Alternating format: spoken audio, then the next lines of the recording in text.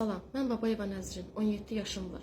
Son zamanlarda sosial şəbəkələrdə yayılan bu yalan məlumatlar barəsində daha doğru, daha geniş danışmaq istəyirəm. Mən 17.06.2025-ci il tarixində Turab Tahirov Əlqan oğlu ilə bərabər öz rızamla, öz istəyimlə, heç bir zorakılıq, heç bir məcburiyyət olmadan, heç bir təhdid olmadan öz istəyimlə gəlmişəm.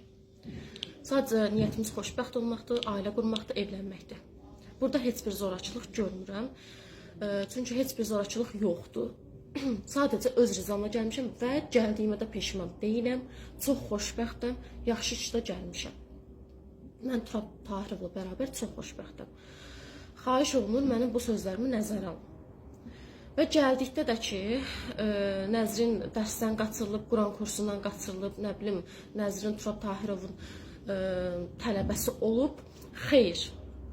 Turab Tahirovun mən tələbəsi olmamışam. Mən bir ilə yaxındır, 2 ilə yaxındır, mən məscidə getmirəm və bunu da qeyd eləyim ki, qızlara dərs keçən kişi müəllim deyil, qadın müəllimdir. Yəni siz bunu necə düşünə bilmirsiniz? Mən 1 il, 2 ildir getmirəm məscidə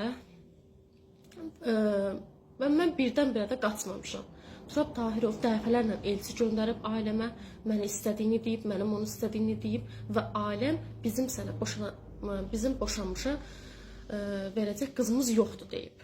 Və mən də istədiyimə görə, mənim sevgimi nəzərə almadılar. Mən də istədiyimə görə, hətta Turab Tahirov mənə deyirdi ki, qoy 18-19 yaşın olsun, sonra gedək.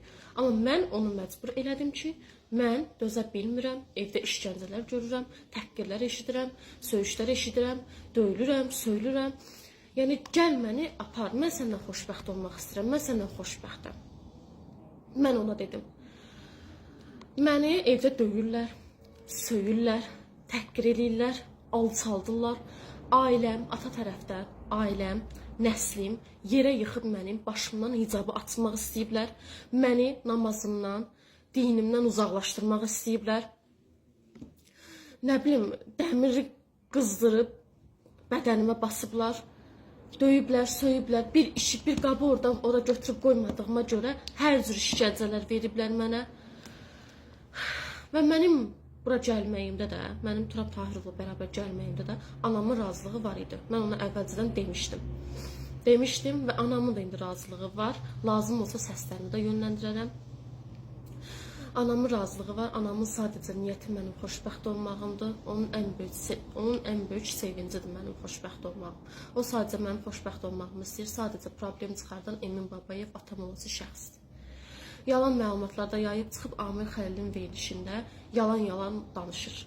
Turab Tahirovun 40 yaşı yox, 35 yaşı var, mənim də 17 yaşım var və mən öz razılığımdan gəlmişəm, heç bir zorakılıq yoxdur. Və mən də dərsdən qaçırılmamışam, mən məktəbi bitirmişəm. Artıq öz qərarlarımı özüm verəcək yaşdayam. Öz rızamla gəlmişəm və çox da xoşbəxtəm. Və bunu da qeyd edeyim, deyir, ay ağlayır, sızlayır ki, nə bilim, mənim qızımı toğlayıb, başdan çıxardıb. Bir də bunu deyib ki, bəs mən onun əziyyətlərindən böyütmüşəm falan. Heç bir əziyyətlə bizi böyütməyib, bizi əziyyətlə böyüdən anamdır. Hər cür problemimizə qaçan anamdır. Əynimizin paltarını, başımızın hicabını alan da anamdır. Atam, bizi buradan bura bir gəzməyə, biz ona yalvarırdıq ki, çıxımıza bizi çölə çıxartdı, biz də bir gün işığı görək. Bizdən benzin pulunu alan adamdır, necə bizi zəhmətlə böyüdər, necə əziyyətlə böyüdər. Xahiş edirəm, bizi rahat buraxın. Sadəcə niyyətimiz evlənməkdir, xoşbəxt olmaqdır. Və o efirdə, o canlı yayımda danışılan hər bir söz yalandır, orada tək bir söz doğrudur. O da ki, bizim əvvəlcədən Turab Tahirovla əlaqəmiz olmayıb, yəni yaxın bir münasibətimiz olmayıb. Tək bir doğru məlumat odur. Amma biz bir-birimizi 2 ildir, 3 ildir sevirik və sevgimizə də sahib çıxırıq. Burada heç bir qeyri-qanuni iş yoxdur. Gələndə də ki, Turab Tahirovun işi ilə bağlı 20 min məsələsi, 20 min götürüb qaçıb falan. O kənd balaca bir kənddir, kasıb bir kənddir. Orada 20 minin yığılmağı mümkün deyil. Mümkün. Adicə bir adam 1 manat atmırdı, 1 manat, karta 1 manat atmırdı. O məscid Turab Tahirovdan əvvəl görün nə gündə idi. Gedin, açın sosial şəbəkələrdə baxın, var. Turab Tahirovdan sonra görün, yəni nə gözəl bir şəraitdədir. Ora kurs seçildi, məscid təmir olundu, həyəti, qapısı, bacası, gülü, bostanı, hər bir şey oldu da. Yəni Turab Tahirovun sayəsində. O insan maaşının 4/3, 4/1 hissəsini o məscidin üstünə qoyurdu.